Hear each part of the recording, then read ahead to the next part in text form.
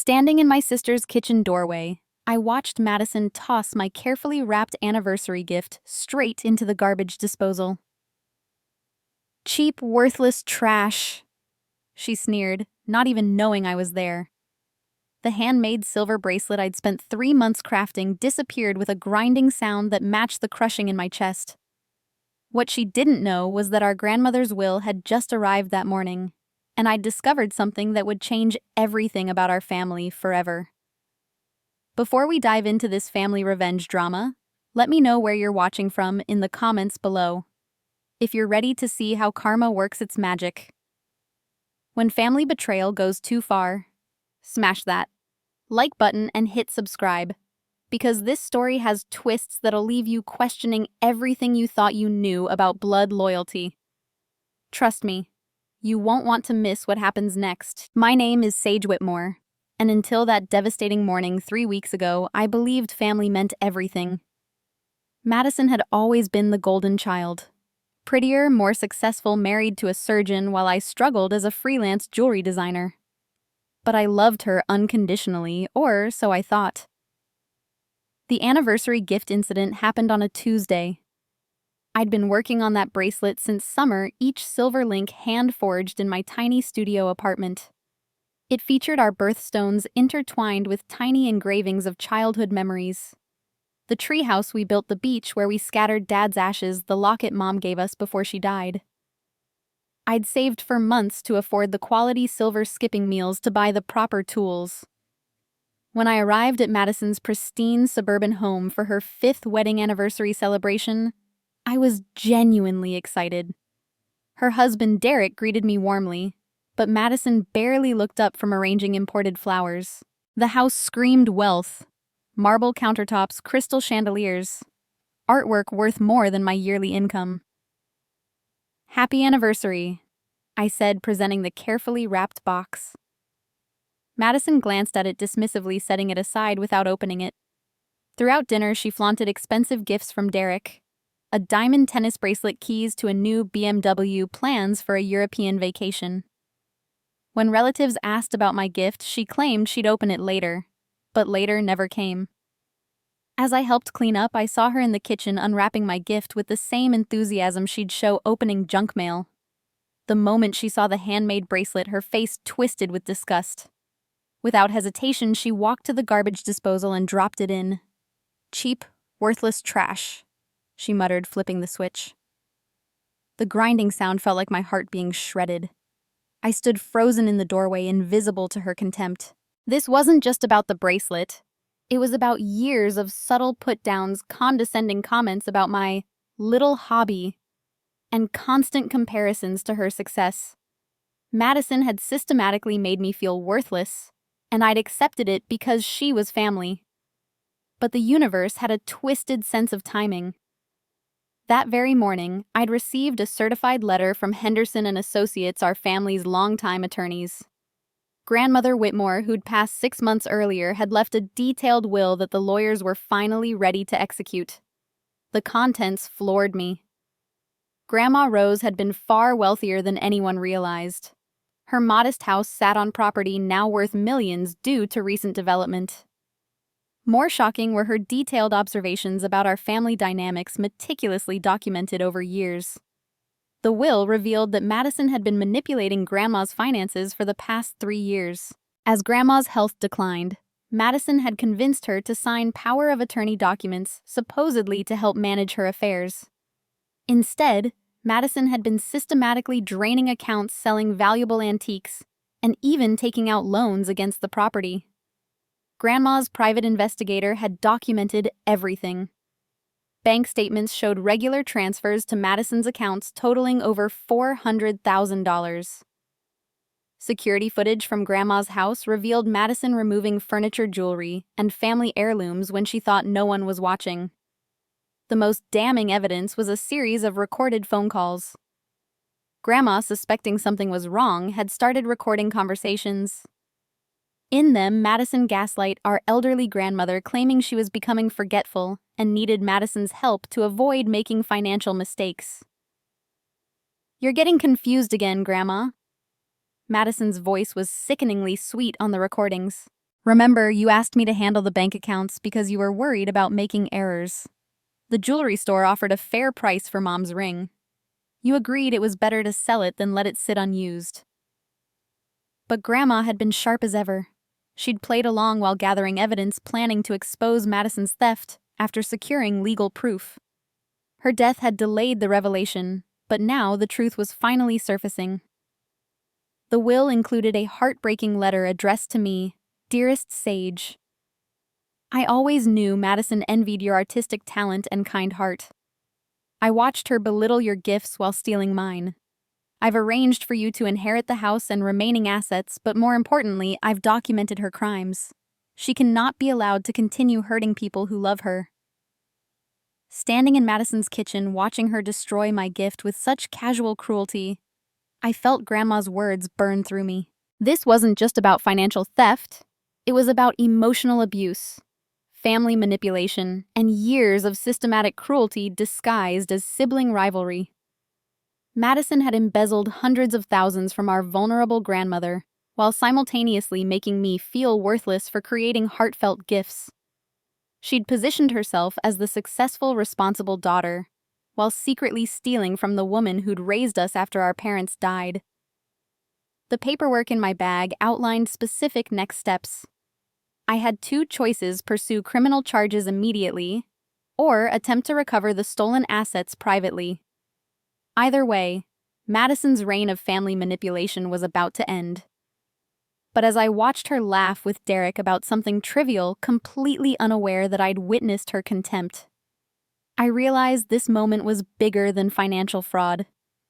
This was about years of psychological abuse, about a sister who'd made me question my worth while stealing from our dying grandmother. The grinding sound of the disposal finally stopped. Madison turned, catching sight of me in the doorway. For a split second, guilt flashed across her face, but it quickly morphed into defiance. "Oh, Sage, I didn't see you there," she said with fake brightness. "I was just cleaning up some packaging." I nodded slowly, my hand instinctively touching the legal documents in my purse. She had no idea what was coming, no concept that her carefully constructed facade was about to crumble. The confrontation happened exactly 1 week later, and I'd planned every detail meticulously. Madison had invited the extended family for Sunday brunch, another opportunity to showcase her perfect life while subtly diminishing everyone else's accomplishments. But this time I came prepared. I arrived early, carrying what appeared to be a simple gift bag. Madison greeted me with her usual condescending smile, probably expecting another handmade trinket she could discard later.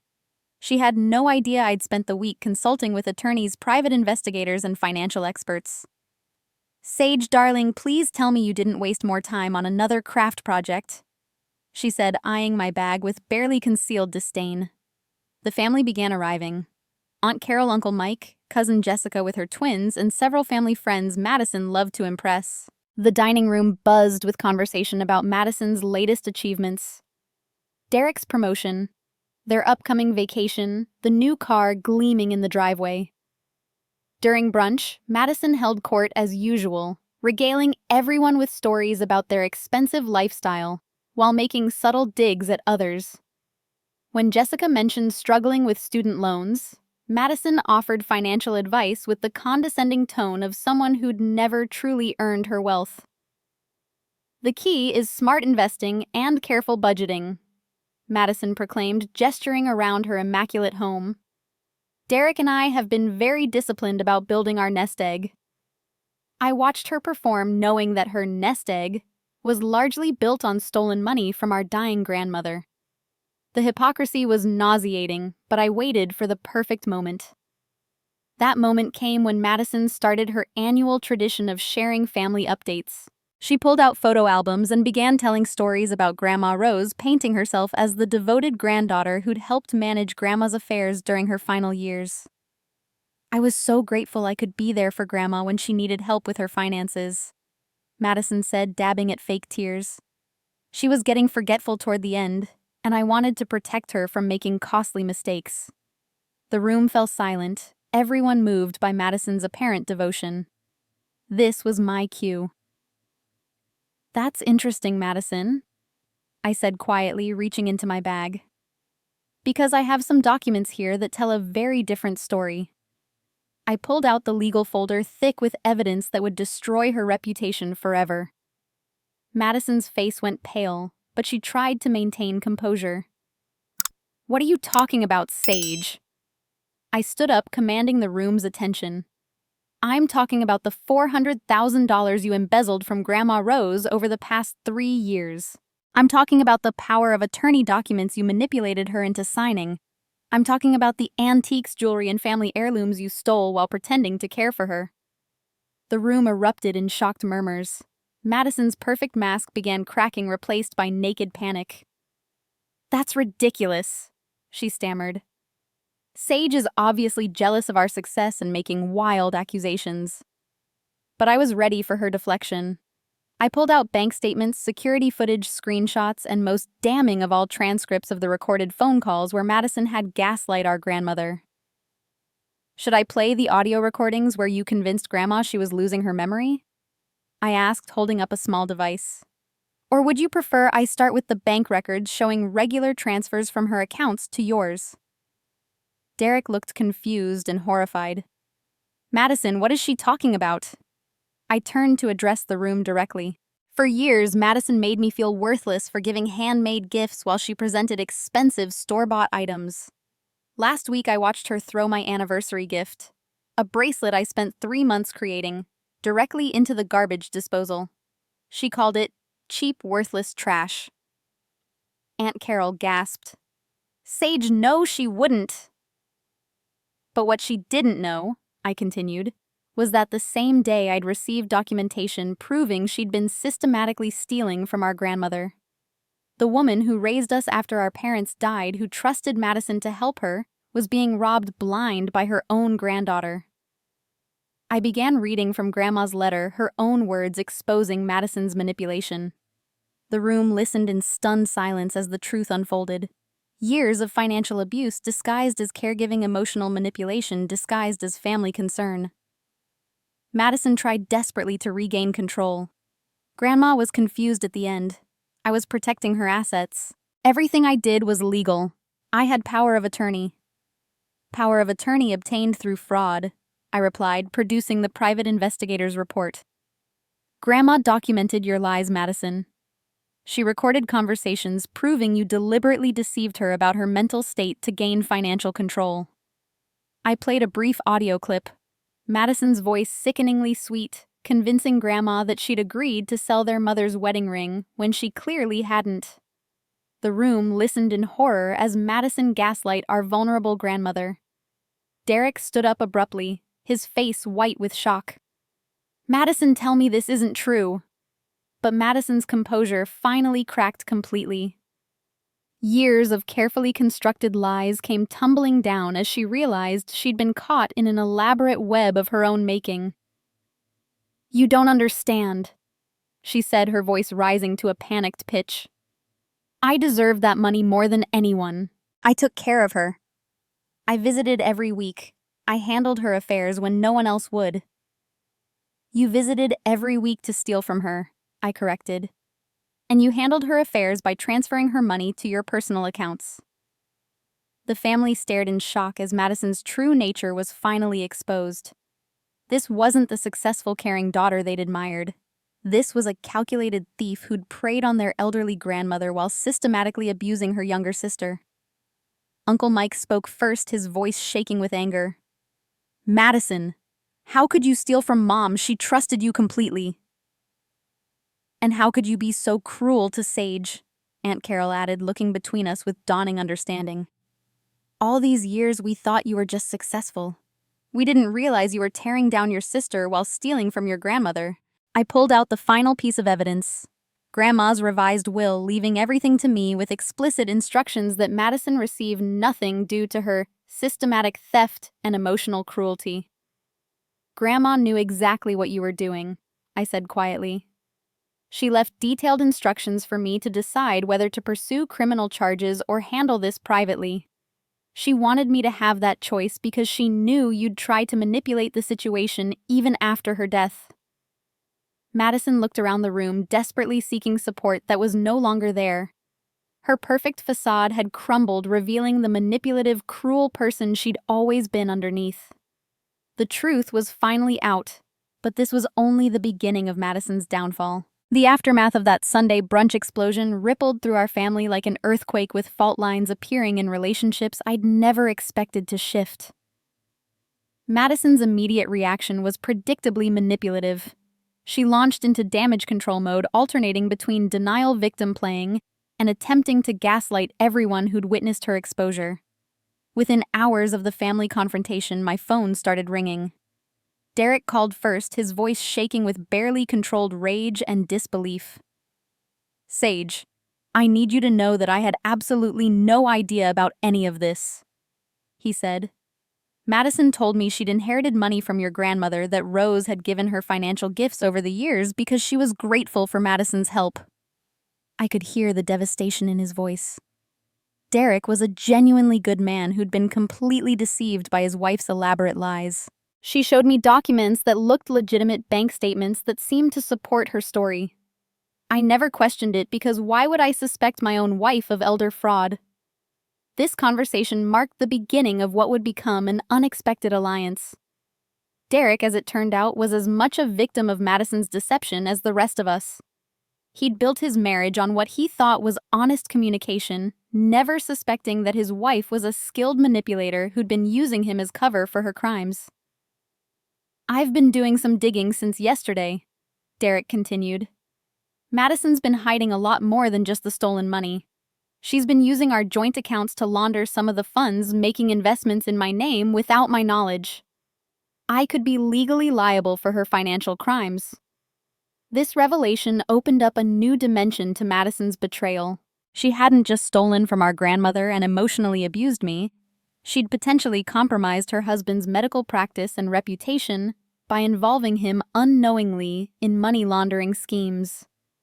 Derek and I agreed to meet that evening to compare evidence and develop a strategy. When I arrived at a coffee shop downtown, I found him with boxes of financial documents, looking like a man whose entire world had collapsed overnight. "Look at this," he said, spreading papers across the table. "I found receipts for expensive purchases Madison claimed were gifts from grateful patients' families. Designer handbags, jewelry, artwork, all bought with money I now realize was stolen from your grandmother." We spent 3 hours piecing together Madison's elaborate financial web.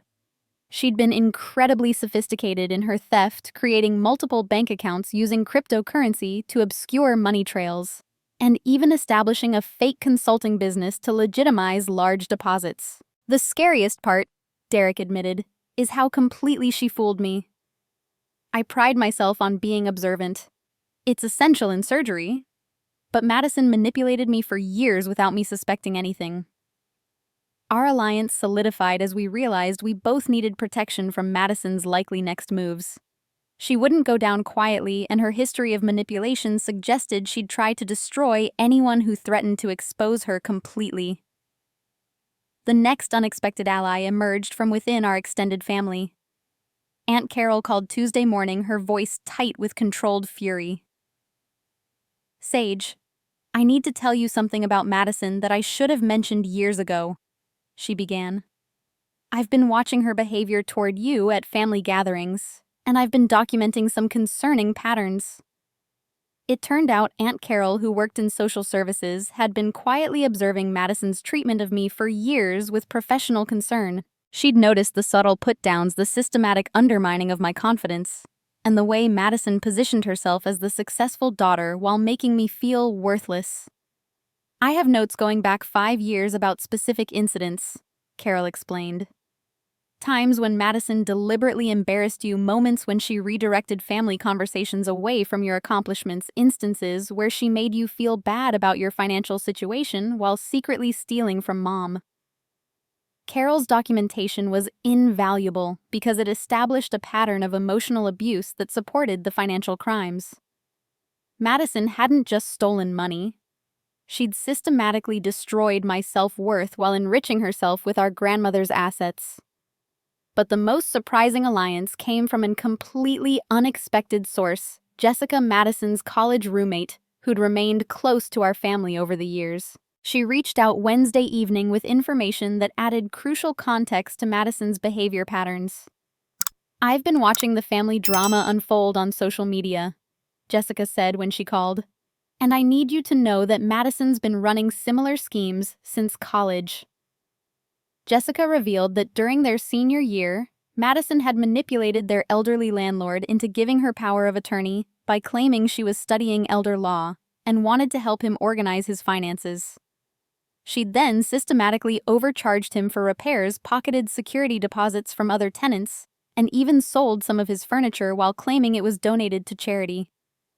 "I suspected something was wrong back then, but Madison was so convincing, so charming that I questioned my own instincts," Jessica admitted. When the landlord died, suddenly Madison inherited a significant portion of his estate because she'd convinced him to change his will. "I always wondered if there was a connection." This pattern of targeting vulnerable elderly people was exactly what prosecutors would need to establish Madison's crimes as part of a larger criminal enterprise, rather than isolated incidents. Jessica agreed to provide testimony and documentation about Madison's college-era fraud. By Thursday, our informal alliance had grown into a coordinated effort involving Derek, Aunt Carol, Jessica, and Uncle Mike, who'd been conducting his own investigation into Madison's treatment of our grandmother during her final months.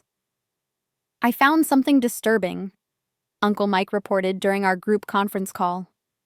"I spoke with several of Mom's neighbors, and they remember Madison visiting much more frequently than she ever mentioned to the family. Some of them saw her removing items from the house on multiple occasions."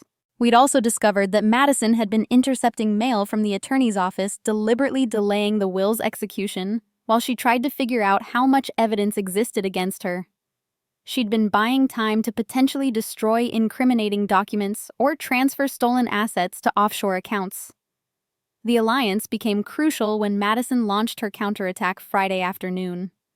She'd hired an expensive attorney and was threatening to sue me for defamation, claiming I'd destroyed her reputation with false accusations. She was also suggesting that I'd manipulated our mentally declining grandmother into changing her will to cut Madison out of the inheritance. "This is exactly what manipulators do when they're cornered," Carol observed during our emergency meeting. "They try to flip the script and make themselves the victim while discrediting their accusers." But Madison had underestimated the strength of our coalition and the quality of evidence we'd assembled. Derek's financial documentation proved she'd been laundering stolen money through their joint accounts. Carol's behavioral observations established patterns of emotional abuse.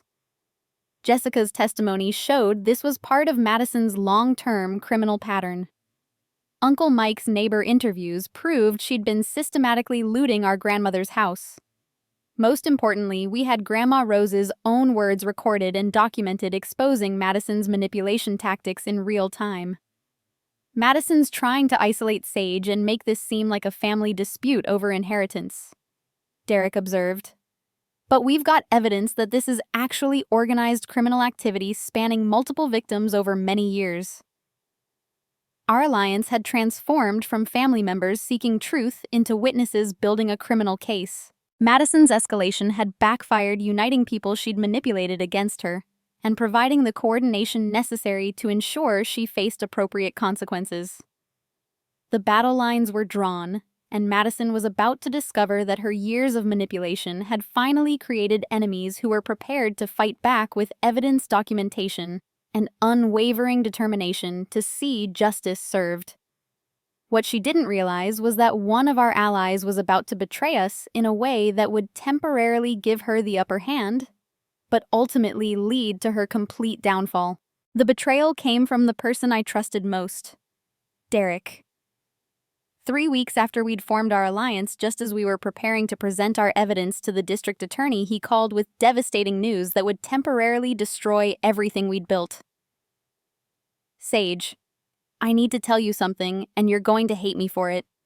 Derek's voice was strained when he called that Tuesday morning. "Madison knows about our investigation.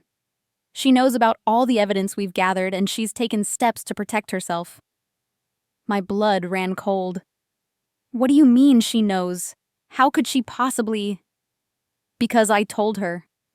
The words hit like a physical blow. Sage, please let me explain before you hang up.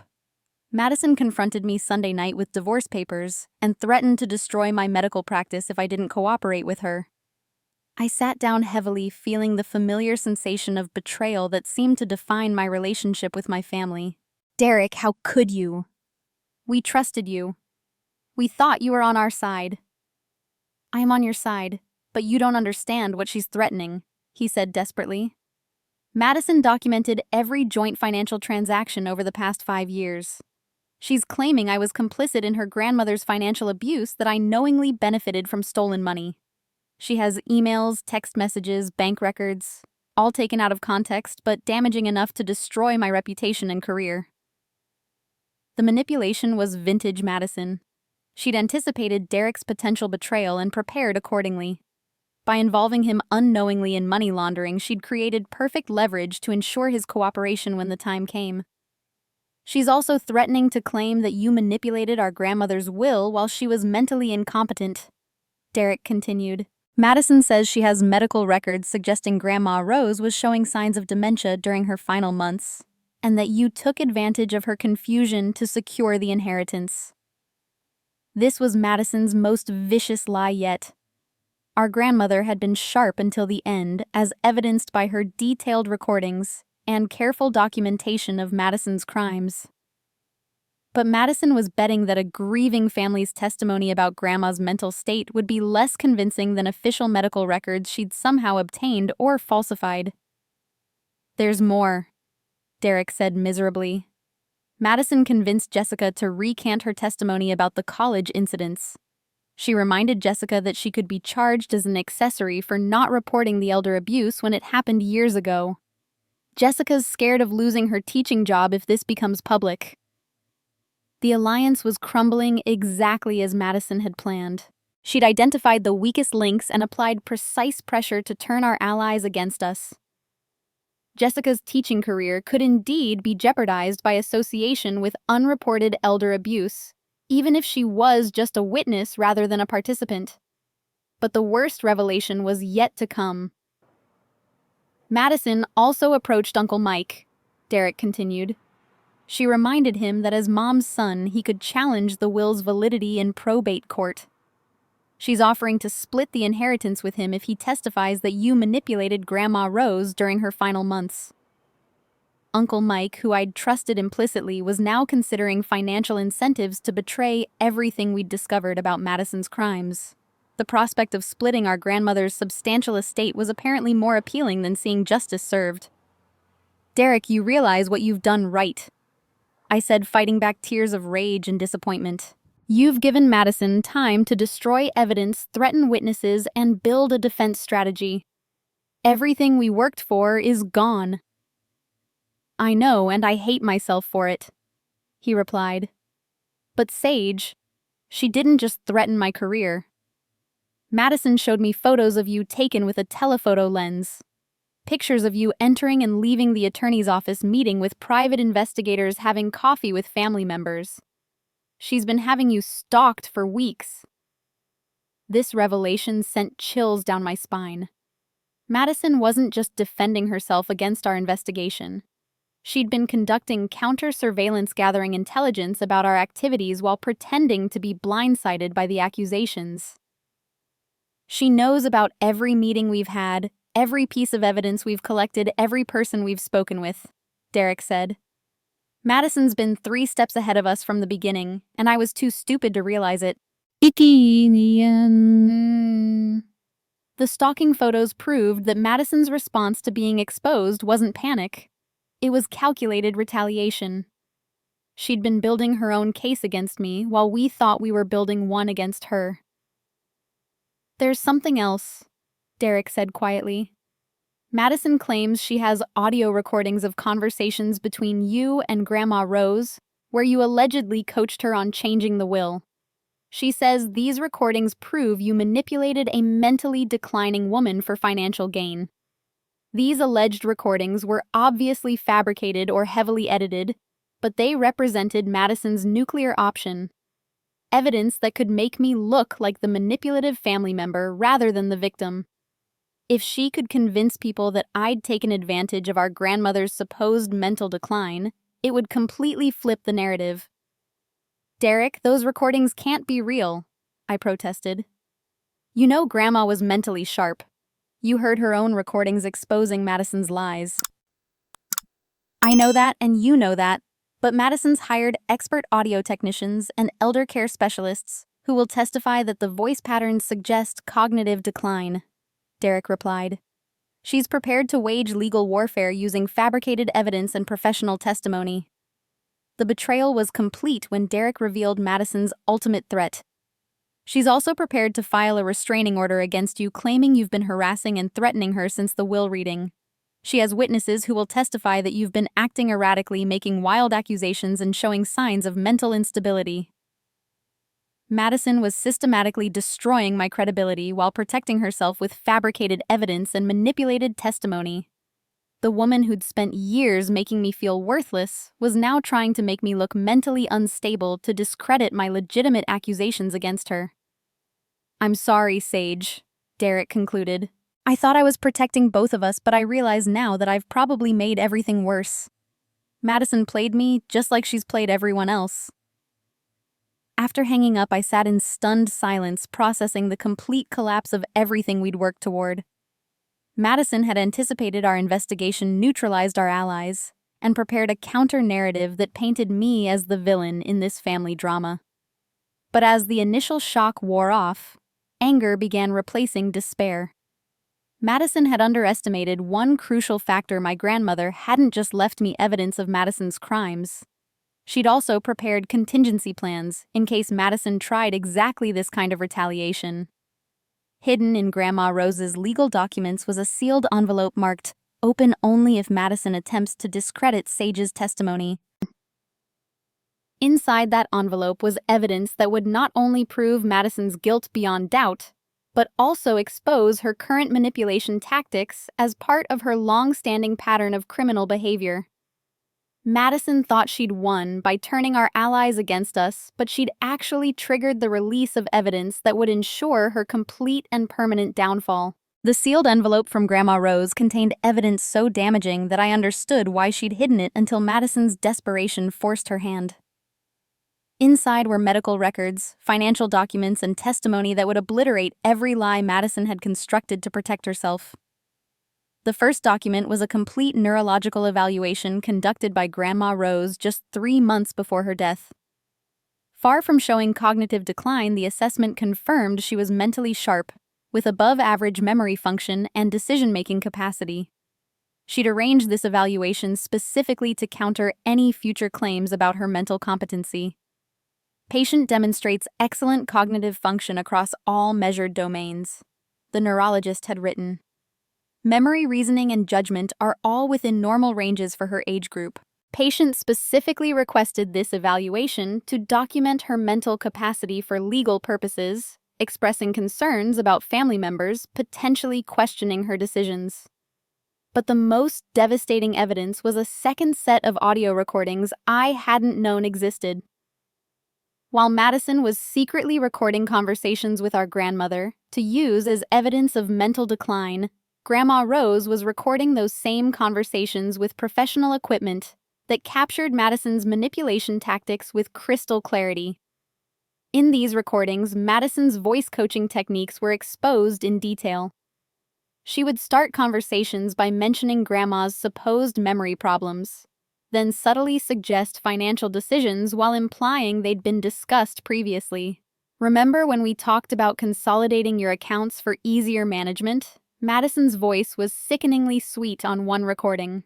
"You agreed it would be simpler if I handled the banking while you focused on your health." But Grandma's response revealed her sharp awareness. "Madison, dear, we never had that conversation, and I never agreed to let you handle my banking. I'm concerned about why you keep suggesting I've forgotten things I know perfectly well." The recordings proved that Grandma Rose had been fully aware of Madison's manipulation attempts and had been deliberately gathering evidence while pretending to be confused. Madison's evidence of cognitive decline was actually documentation of her failed attempts to gaslight our mentally sharp grandmother. The medical records were equally damning. Madison had been pressuring Grandma's doctors to document memory problems, even suggesting specific symptoms during medical appointments.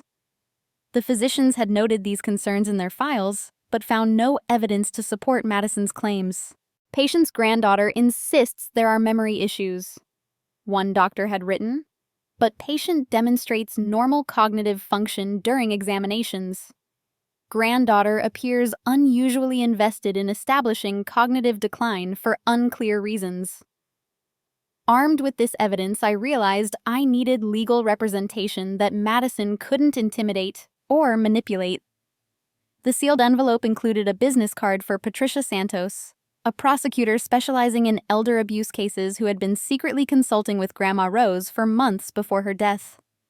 When I called Patricia's office, her assistant immediately transferred me to her direct line. "Sage Whitmore," Patricia said warmly. "I've been waiting for your call. Your grandmother was a remarkable woman who anticipated this exact situation." Patricia revealed that Grandma Rose had hired her months before her death to prepare for Madison's inevitable retaliation when her crimes were exposed. They'd developed a comprehensive legal strategy that accounted for every manipulation tactic Madison might employ. "Your grandmother knew Madison would try to discredit you and claim the will was invalid," Patricia explained.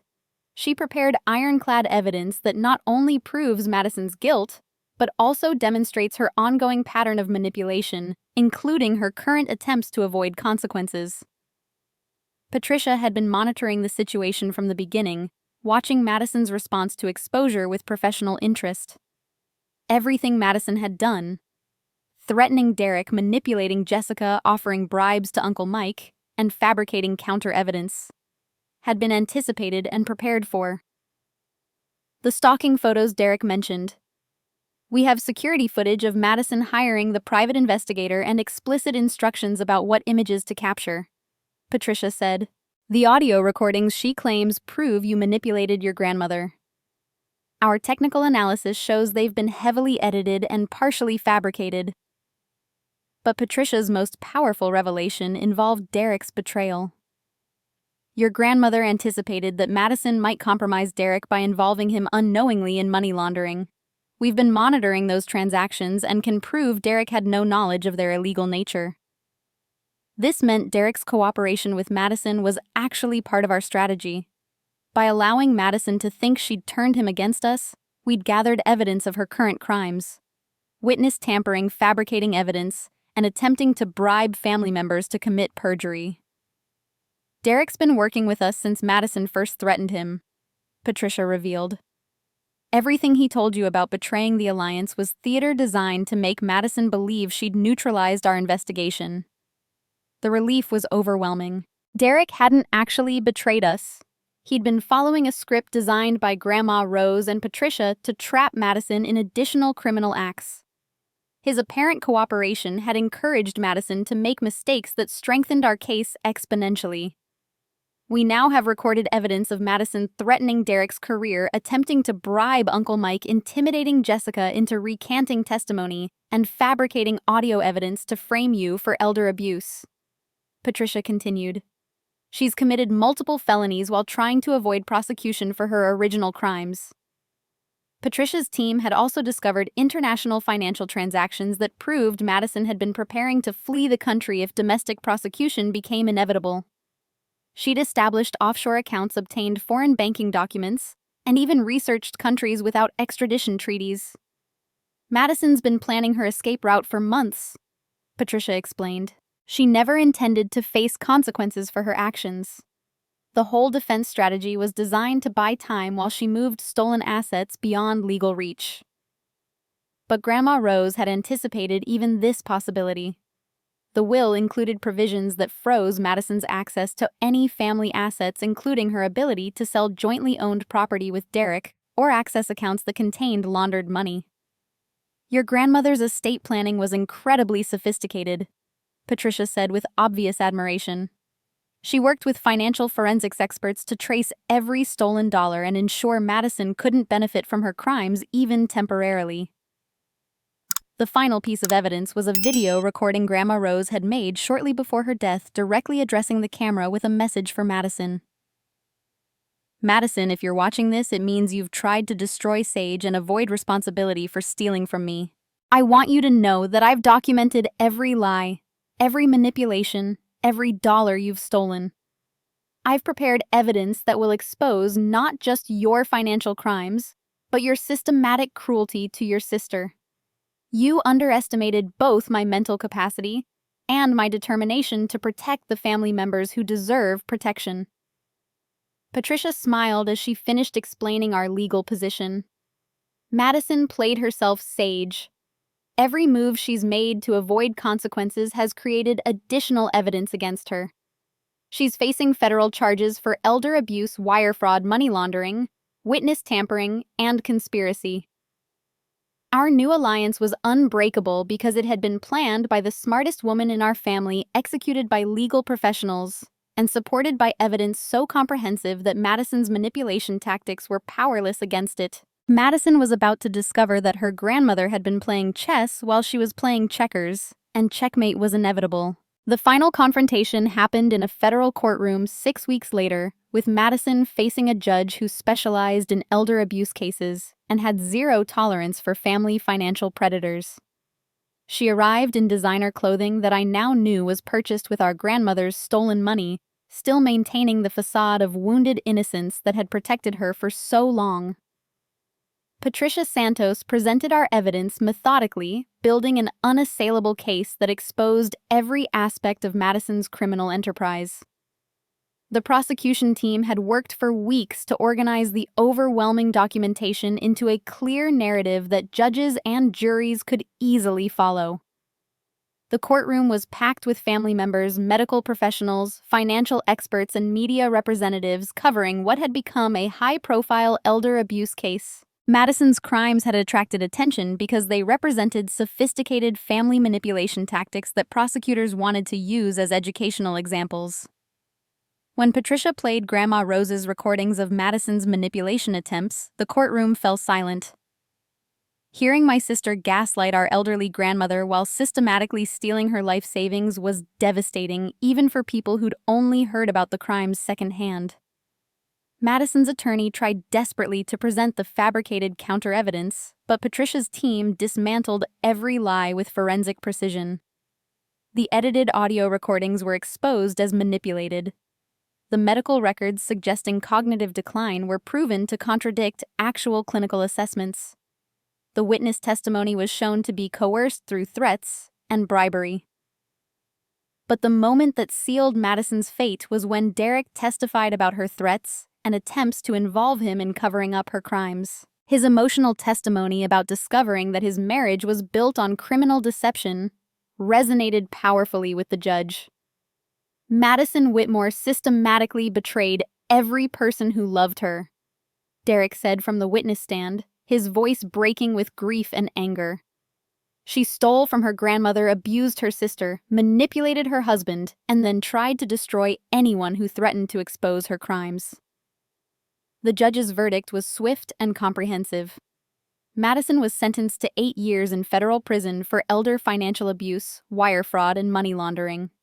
She was ordered to pay full restitution plus penalties which exceeded $1.2 million, including interest and legal fees.